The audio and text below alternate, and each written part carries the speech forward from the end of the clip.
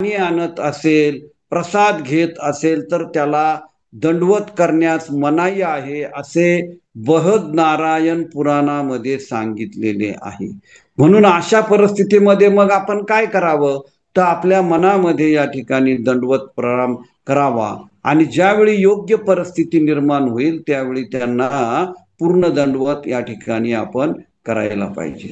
आता आपल्याला माहित आहे की आपण ज्यावेळी मंदिरात जातो, आपण कुठल्याही अधिकारी वर्गाच्या इथे जातो तर अगोदर नॉकिंग करतो आणि नॉकिंग करून म्हणजे दरवाजा वाजवतो आणि त्यानंतर आपण मंदिरामध्ये काही ठिकाणी जसं मायापूरला गेल्यानंतर तिथं छोटीशी घंटा आहे, एकदम छोटी घंटा आहे, काही लोक ती छोटी घंटा वाजवून मगच त्या ठिकाणी मंदिरामध्ये प्रवेश करतात.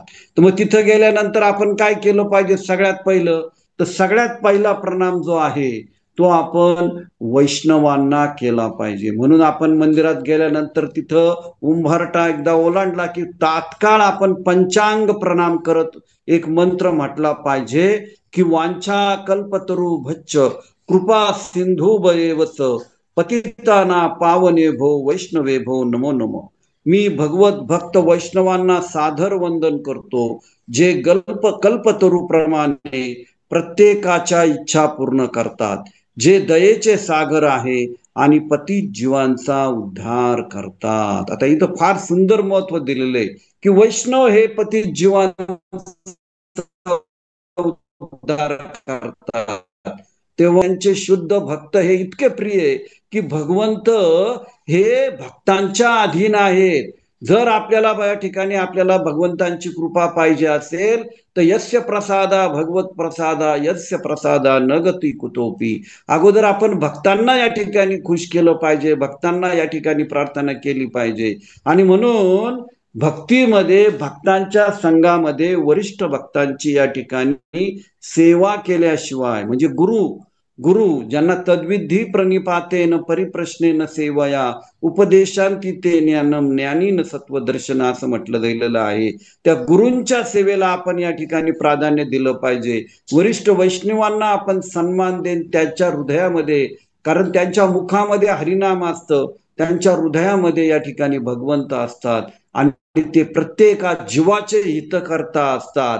ही गोष्ट आपण या ठिकाणी लक्षात ठेवून मंदिरात गेल्यानंतर पहिल्यांदा आपण या ठिकाणी वरिष्ठ वैष्णव म्हणजे सगळ्यात असणाऱ्या प्रत्येक वैष्णवाला आपण एकदाच पंचांग प्रणाम करत या ठिकाणी दंडवत प्रणाम करतो आणि त्यानंतर आपण शील प्रभुपादांच्या विग्रहाजवळ जातो आणि आपले हृदय जे आहे हे भगवंत प्रभुपादांच्या डाव्या बाजूला येईल अशा प्रमाणे म्हणून आपण त्यांना प्रेती मंत्र म्हणतो. नमो विष्णुपादाय कृष्ण पृष्ठाय भूतले श्रीमते भक्ती वेदांत स्वामी नैति नमिने नमस्ते सारस्वते देवे गौरवाणी प्रचारिणे निर्विशेष शून्यवादी पाश्चात देश तारिणे. हा मंत्र आपण पाठच करायला पाहिजे. इस्कॉन मध्ये जर आपण कुठल्याही मंदिरात जाताना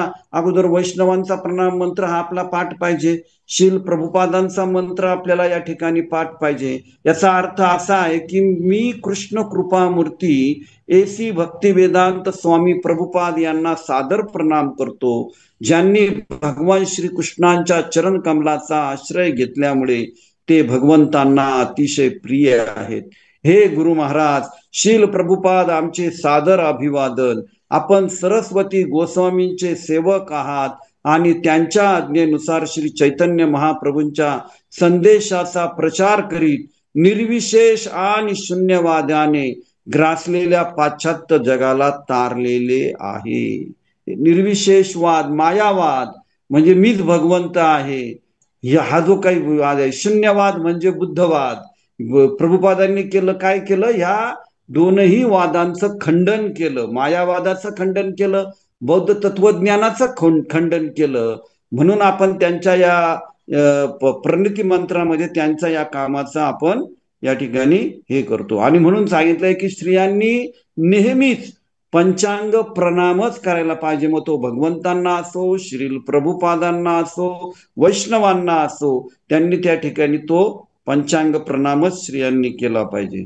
त्यानंतर अर्च विग्रह जे भगवंतांचा देवारा आहे तिथं सुद्धा जाऊन आपली जी डावी बाजू आहे ती त्या ठिकाणी भगवंतांच्या विग्रहांच्या दिशेने करत दंडवत प्रणाम म्हणायचा आहे. आणि हा दंडवत प्रणाम करताना आपण आपल्या जे काही दीक्षा झालेली असेल तर आपण आपल्या गुरूंचा मंत्र म्हणायचा आहे. त्याच्यानंतर श्री प्रभुपाद प्रणिती म्हणायची. पंचतत्व प्रणाम मंत्र ज्याला जय श्री कृष्ण चैतन्य प्रभू नित्यानंद श्री अद्वैत गदाधर श्रीवासादि गौर हा अपराध श्रमण म्हणतंय. आपण जेव्हा हरिनामाची साधना करतो तेव्हा सुद्धा आपण ज्यावेळी प्रत्येक माळ सुरू करण्यापूर्वी हा मंत्र म्हणतो त्यावेळी हरिनामाच्या मध्ये जर काही अपराध झालेले असले तर त्याचे अपराध शमन होतो. आणि हरे कृष्ण महामंत्र आपण म्हटला पाहिजे. मग गुरु श्री गुरु प्रणाम मंत्र कोणता आहे? नमो विष्णुपादाय कृष्ण पृष्ठाय भूतले श्रीमते लोकनाथ स्वामी नैति नमिने. माझे गुरु दीक्षा गुरु हे लोकनाथ स्वामी असल्यामुळे मी लोकनाथ स्वामींचं गुरु म्हटलं. परंतु ज्यांनी ज्या गुरूंकडून या ठिकाणी दीक्षा घेतली त्यांचं या ठिकाणी नाव घेऊन त्यांना आपण प्रणाम मंत्र पंचतत्व प्रणाम मंत्र याच्यानंतर म्हणायचं तुम्ही तुम्हाला सांगितलं. आणि त्यानंतर हरे कृष्ण महामंत्र या ठिकाणी म्हणायचंय. आता आपण एक गोष्ट लक्षात ठेवली पाहिजे, एका हाताने दंडवत प्रणाम कधी करायचा नाहीये. त्याच्यानंतर हे दोन्ही हात जे शरीराच्या बाहेर आले पाहिजे. त्याच्यानंतर आपल्या हातात जपमाळ दुसऱ्या वस्तू ठेवून दंडवत प्रणाम या ठिकाणी करू नये, त्या अगोदरच दुसऱ्या ठिकाणी काढून ठेवलं पाहिजे. आता आपण याच्यातला महत्वाचा आहे विषय की अर्च विग्रहांच्या पुढे आपण ज्यावेळी जातो तेव्हा त्यांचं ध्यान करतो त्यावेळी भक्ती रसामृत सिंधू मध्ये अनेक प्रार्थना या ठिकाणी सांगितलेल्या आहे. श्रीमद भागवत मध्ये पण अनेक प्रार्थना आहे. आता तो मोठा विषय असल्यामुळे आपण घेत नाही. पण ज्यावेळी मंदिरातील अर्च विग्रह दर्शन देण्यासाठी उभे असतात तेव्हा ते आपले इष्टदेव आहे म्हणून त्यांना आपण अतिशय आदरपूर्वक प्रेमपूर्वक या ठिकाणी भगवंतांना पाहणं या ठिकाणी महत्वाचं आहे. आणि आपण मंदिरात घेताना पहिल्यांदाच एका बाजूला उभं राहिलं पाहिजे की जेणेकरून जे लोक मंदिरामध्ये बसलेले आहेत त्यांना व्यत्यय आला नाही पाहिजे. आणि विग्रहांना दंडवत प्रणाम केल्यानंतर अत्यंत भक्तिभावाने त्यांचं दर्शन घ्यावे, त्यांच्या कृपेची याचना करावी, भगवंतांची आपण स्तुती करावी. स्तुती कशी करायची हे सुद्धा भक्ती रसामृत सिंधू मध्ये या ठिकाणी सांगितलेलं आहे. आता याच्यामध्ये सगळ्यात महत्वाचं काय आहे तर भगवंतांचं दर्शन कसं करावं. तर भगवंतांचं दर्शन करताना श्रीमद भागवत दुसरा स्कंद दुसरा अध्याय 13व्या श्लोकामध्ये सांगितलेलं आहे की त्याची एक पद्धती अर्च विग्रहावरील ध्यानाची प्रक्रिया म्हणजे अगोदर भगवंतांच्या चरण कमलाचं दर्शन घ्यावं. आपली नजर ही पूर्णपणे भगवंतांच्या चरण कमलाचं या असलं पाहिजे. आणि त्यानंतर हळूहळू प्रगती करत वर त्यांच्या मुखापर्यंत आपण या ठिकाणी दर्शन म्हणजे चरण कमर पोटऱ्या मांड्या अशा प्रकारे एका माठोमाग एक अवयव या ठिकाणी आपण दर्शन घ्यावं.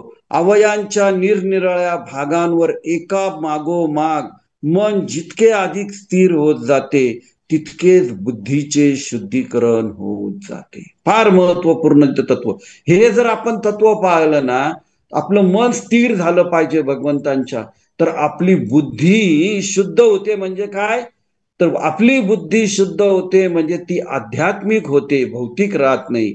आणि अशा आध्यात्मिक बुद्धीने आपण काय करतो आपल्या मनावर नियंत्रण करू शकतो. मन कसं आहे चंचल अनियंत्रित मन आहे.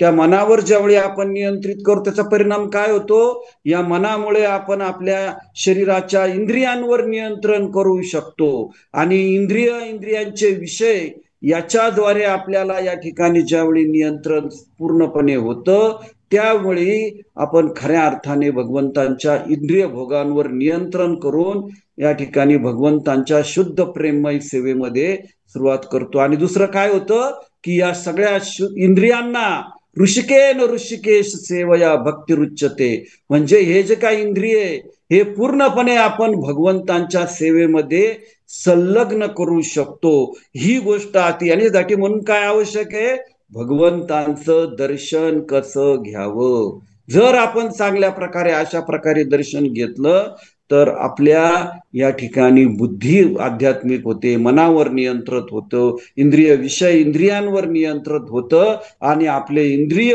हे सवय मन कृष्ण पदारविंदम वांचासी वैकुंठ गुणवर्णन हे श्रीमद भागवतम मधला श्लोक जो सांगितलेला आहे त्याच्याप्रमाणे आपलं मन भगवंतांवर केंद्रित होतं. आपल्या हाताने आपण मंदिराचं या ठिकाणी मार्जन करतो, पाय आपले तीर्थस्थानात मंदिरात जाण्यासाठी वापरू शकतो, प्रत्येक इंद्रिय भगवंतांच्या सेवेमध्ये आपण लावू शकतो. इतकं दर्शनाचं महत्व आपण सगळ्यांनीच या ठिकाणी केलं आहे. आणि म्हणून तीच गोष्ट इथं सांगितलेले श्रील प्रभुपाद तात्पर्यात सांगतात की अशा प्रकारे विग्रहांवरील आसक्ती आणि ध्यान आपल्याला इंद्रिय तृप्तीपासून अनासक्त होण्यास मदत करते. म्हणून आणि त्याच्यानंतर ते विग्रह जे अल्टर ज्याला म्हणतात देवारा, त्या देवाऱ्यामध्ये सुद्धा त्या ठिकाणी कसं म्हणजे गुरु सर्वसाधारण पहिलं गुरूंचं दर्शन घ्यावं, नंतर नित्यानंद प्रभू, नंतर चैतन्य प्रभू, त्यानंतर राधा राणी, श्री गोपीनाथ म्हणजे भगवान श्रीकृष्ण आणि भगवंतांचं दर्शन घ्यावं असं या ठिकाणी. आणि फूल जेव्हा आपण करतो अर्पण तेव्हा भगवंतांना फूल अर्पण करताना सुद्धा गुरून, त्याच्यानंतर नित्यानंद प्रभू, चैतन्य महाप्रभू, श्रीमती राधा राणी याचप्रमाणे आपण दर्शन. आता एक 2-3 मिनिटं राहिले तेवढ्यामध्ये आपण मंदिरात बसताना पद्धत कशी असावी. मंदिराजवळ बसल्यानंतर अर्चविग्रहांच्या पुढं असं पाय पसरून आपण बसू नये. तर साधारणपणे वैष्णव काय करतात, तुम्ही मंदिरात जर पाहिलं असेल तर वैष्णव आपली धोतर जे असते त्याच्यामध्ये कोणाला पाय दिसू नये याचा या ठिकाणी प्रयत्न करतात, पाय उघडे ठेवू देत नाही. आणि आपले गुरु महाराज प्रभुपाद यांच्याकडे आपले पाय जाणार नाही याची आपण या ठिकाणी का शक्यतो विग्रहांकडे, व्यासासनाकडे, प्रभुपादांकडे आपली पाठ करून कधी बसू नये हे या ठिकाणी आपण तत्व या ठिकाणी शिकले. आणि आर्च विग्रहांपुढे बसून आपण डुलक्या मारू नये, झोप घेऊ नये हे तत्व सुद्धा पाहिलं पाहिजे. बोलणे, अर्च विग्रहांसमोर आपसात मोठमोठ्याने बोलू नका, अनिष्ट बोलू नका. जर शेजारी भक्त जप करत असतील तर जप करणाऱ्या भक्तांशी जाऊन बोलू नका, भांडू नका, कोणाची निंदा अवहेलना भगवंतांसमोर करू नका. इतरांशी बोलताना संतापून किंवा एखाद्याचे मन दुखवले जाईल अशा पद्धतीने बोलू नका. आणि एवढंच नाही, तिथं फक्त भगवंतांची स्तुती करा, इतरांची स्तुती देखील करू नका. मग ते देवता जरी असतील देवतांची निंदाही करू नका, त्यानंतर स्तुती करू नका, व्यर्थ बोलू नका, खोटं बोलू नका. त्याच्यानंतर अतिथी अथवा भक्तांच्या कृष्ण भावनेमध्ये जर वाढ होणार असेल तरच बोलण्याची या ठिकाणी परवानगी द्या. आपला पोशाख कसा पाहिजे, पोशाख हा पुरुषांना धोती कुर्ती आणि स्त्रीला साडीच असली पाहिजे, हे नेहमी लक्षात ठेव. स्त्रियांनी नेहमी पुरुषांच्या उपस्थित डोक्यावर पदर घेतला पाहिजे आणि अद्यावत फॅशनची किमती वस्तू घालू नये.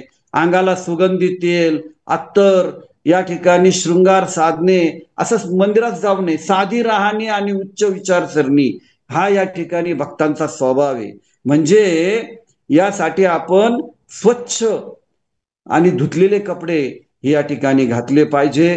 आणि वैष्णव म्हणजे अशी व्यक्ती, हे फार सुंदर आहे, आपलं आचरण असं पाहिजे की आपल्याला पाहिलं ना की दुसऱ्याला भगवान श्रीकृष्णांचं स्मरण झालं पाहिजे. म्हणून आपण आपलं आचरण असं ठेवा, आपल्या मस्तकावर या ठिकाणी टिळा अशा पद्धतीने लावा, गळ्यात कंठीमाळ, या ठिकाणी मस्तकावर आपण आपल्याला पाहिल्यावर भगवान श्रीकृष्ण टिळक लावण्याची या ठिकाणी पद्धत आहे. परंतु हे बघा, हा जो टिळक आहे ना शरीरावर 12 ठिकाणी भगवंतांचं नाव घेऊन या ठिकाणी लावलं जातं. आणि इथं उध्वपुंड जे कुलूप आहे, टिळक आहे, तो त्या ठिकाणी लावलं जातो. अशा प्रमाणे हे जे काही आपले उध्वपुंड चिन्ह आहे ना डोक्यावर लावलेलं जातं, हे भगवंतांचे चरण कमल आहे. आणि शरीरावर 12 ठिकाणी उध्वपुंड तिलक मनाला येईल तसे लावू नये. भगवान श्री विष्णूंचे नाव उच्चारण करत मनामध्ये भगवंतांना त्या ठिकाणी स्थित करत जर आपण 12 ठिकाणी शरीरावर चिन्हांकित केलं तर काय फायदा होतो? आपली आध्यात्मिक शक्ती वाढते. जर भक्ताने टिलक भगवंतांचे नाम करत लावले तर भगवंत त्या ठिकाणी वास करतात. लक्षात घ्या. म्हणजे शरीरावर 12 ठिकाणी हे भगवंत आपले या ठिकाणी हे करतात आणि त्यामुळं काय होतं की आपले शरीर शुद्ध होऊन आपण आपलं शरीर भगवंतांच्या सेवेमध्ये या ठिकाणी हे करू शकतो. आणि म्हणून टिळक हा वेडावाकडा लावू नये, गोपीचंदन खाली सांडू नये, हे अशा प्रकारचे हे दिलेले आहे. आणि पुरुषांनी काय करावं? आपलं मुंडन या ठिकाणी केस कमी ठेवावं, केस वाढू नये, अशा प्रकारचं सांगितलेलं आहे.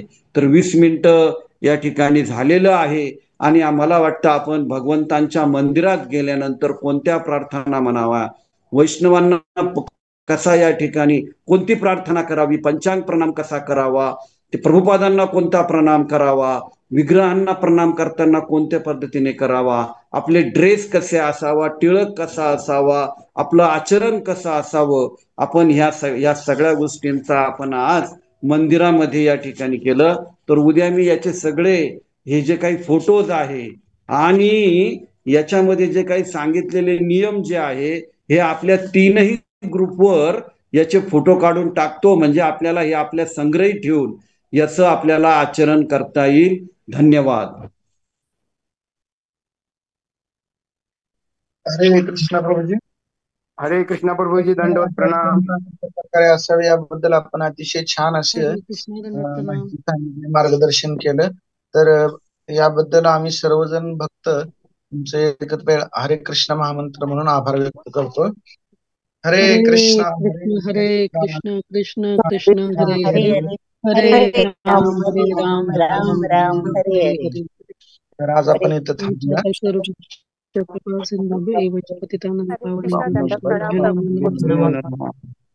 माझा एक प्रश्न आहे. लक्ष टाका ना प्रभूजी. ठीक आहे विचारा प्रभूजी. हरे कृष्णा, दंड प्रणाम प्रभूजी. दंडवत प्रणाम. प्रभूजी लक्षवेध टाका ना, कालचं पण टाका आणि आजचं पण टाका लक्षवेध. लक्षवेध पाहिजे तुम्हाला? हो हो ठीक आहे चालेल, मी टाकेल. चालेल. कालचं सुंदर होतं पण मग एवढं लक्षात नाही राहते ना. मी कालच्या हरे कृष्ण माताजी, मी कालच्या नोट्स टाकलेल्या आहे ऑलरेडी सगळ्या ग्रुपवर सगळे काय आपण केलं होतं सगळं अगोदर टाकलेलं आहे. वाटलंच तर पुन्हा टाकतो मी, काय हरकत नाही. बरं टाका प्रभूजी.